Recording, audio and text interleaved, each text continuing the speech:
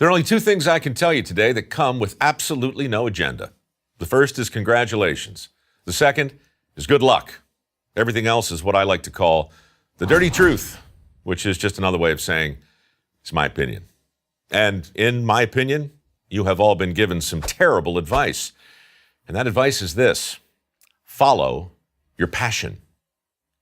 Every time I watch the Oscars, I cringe when some famous movie star, trophy in hand, starts to deconstruct the secret of their success. It's always the same thing. Don't let anyone tell you that you don't have what it takes, kid. And the ever-popular, never give up on your dreams. Look, I understand the importance of persistence and the value of encouragement, but who tells a stranger to never give up on their dreams without even knowing what it is they're dreaming? I mean, how can Lady Gaga possibly know where your passion will lead you? Have these people never seen American Idol? Year after year, thousands of aspiring American Idols show up with great expectations, only to learn that they don't possess the skills they thought they did. What's really amazing, though, is not their lack of talent. The world's full of people who can't sing. It's their genuine shock at being rejected. The incredible realization that their passion and their ability had nothing to do with each other. Look, if we're talking about your hobby, by all means, let your passion lead you. But when it comes to making a living, it's easy to forget the dirty truth. Just because you're passionate about something doesn't mean you won't suck at it. And just because you've earned a degree in your chosen field, it doesn't mean you're going to find your dream job. Dream jobs are usually just that, dreams. But their imaginary existence just might keep you from exploring careers that offer a legitimate chance to perform meaningful work and develop a genuine passion for the job you already have. Because here's another dirty truth: your happiness on the job has very little to do with the work itself. On Dirty Jobs, I remember a very successful septic tank cleaner, a multimillionaire who told me the secret to his success. I looked around to see where everyone else was headed, he said, and then I went the opposite way. Then I got good at my work.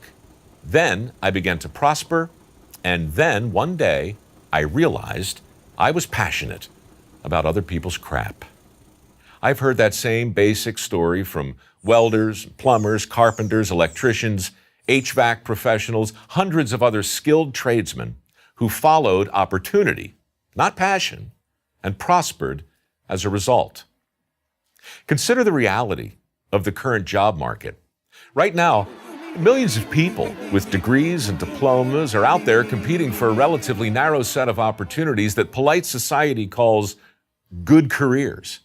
Now, meanwhile, employers are struggling to fill nearly 5.8 million jobs that nobody's trained to do. This is the skills gap. It's real, and its cause is actually very simple. When people follow their passion, they miss out on all kinds of opportunities they didn't even know existed. When I was 16, I wanted to follow in my grandfather's footsteps. He was a skilled tradesman, could build a house without a blueprint. That was my passion, and I followed it for years. I took all the shop classes at school. I did all I could to absorb the knowledge and skill that came so easily to my granddad. Unfortunately, the handy gene is recessive.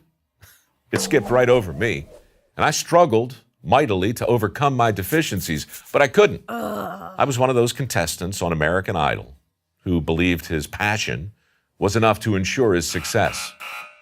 One day, I brought home a sconce I had made in wood shop. Looked like a paramecium. After a heavy sigh, my granddad gave me the best advice I've ever received. He told me, "Mike, you can still be a tradesman, but only if you get yourself a different kind of toolbox." At the time, this felt contrary to everything I believed about the importance of passion and persistence and staying the course. But of course, he was right, because staying the course, that only makes sense if you're headed in a sensible direction. And while passion is way too important to be without, it is way too fickle to follow around. Which brings us to the final dirty truth. Never follow your passion, but always bring it with you. Congratulations again and good luck. I'm Mike Rowe from MicroWorks for Prager University. To subscribe to our YouTube channel, click here. To help keep our videos free, donate here.